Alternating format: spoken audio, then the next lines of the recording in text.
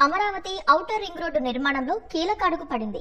పల్నాడు జిల్లాలో గ్రామాలు సర్వే నెంబర్లతో కేంద్రం గెజిట్ ప్రచురించింది. 1-2 రోజుల్లో అధికారులు గెజిట్ ను పత్రికల్లో ప్రకటన రూపంలో ఇవ్వనున్నారు. 21 రోజుల్లో ప్రజలెవరైనా అభ్యంతరాలు తెలిపితే వాటిని పరిశీలించనున్నారు.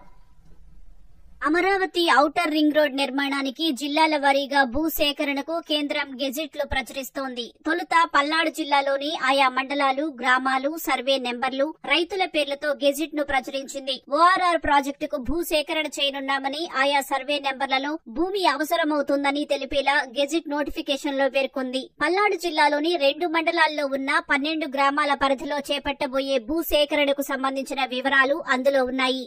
జాతీయ రహదారుల ప్రాధికార సంస్థ అధికారులు 1-2 రోజుల్లో గెజిట్ ను ప్రకటన రూపంలో పత్రికల్లో ఇవ్వనున్నారు. కలెక్టర్, ఆర్డీఓ, తహసీల్దార్ కార్యాలయాల్లోనూ కాపీలను అందుబాటులోకి తేనున్నారు. అభ్యంతరాలు ఉంటే 21 రోజుల్లో భూ సేకరణ అధికారికి తెలియజేస్తే పరిశీలించి నిర్ణయం తీసుకోనున్నారు.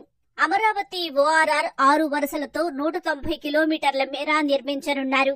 ఓఆర్ఆర్ లో తెనాలి సమీపంలోని నందివెలుగు నుంచి చెన్నై కోల్కతా హైవేలో కాజా వరకు 17.5 కిలోమీటర్ల ఓ లింక్ రోడ్డు, నారాకోడూరు నుంచి గుంటూరు శివారులోని బుడంపాడు వరకు 5.5 కిలోమీటర్ల మరో లింక్ రోడ్డు నిర్మిస్తారు. దీనికోసం ఎన్టీఆర్, ఏలూరు, కృష్ణా, గుంటూరు, పల్నాడు జిల్లాల పరిధిలో 23 మండలాల్లోని 121 గ్రామాల్లో భూ సేకరణ చేయనున్నారు. ప్రస్తుతం పల్నాడు జిల్లా గెజిట్ రాగా ఏలూరు జిల్లాది ఈ వారంలో, మిగిలిన జిల్లాలవి ఈ నెలాఖరులోపు ప్రచురణ కానున్నాయి.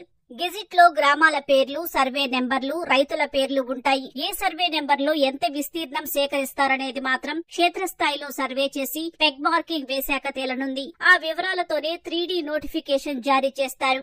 ప్రాజెక్టుకు కేంద్రం నిధులు మంజూరు చేస్తూ ఉత్తర్వులిచ్చిన తర్వాత 3D నోటిఫికేషన్ జారీ చేయనున్నారు.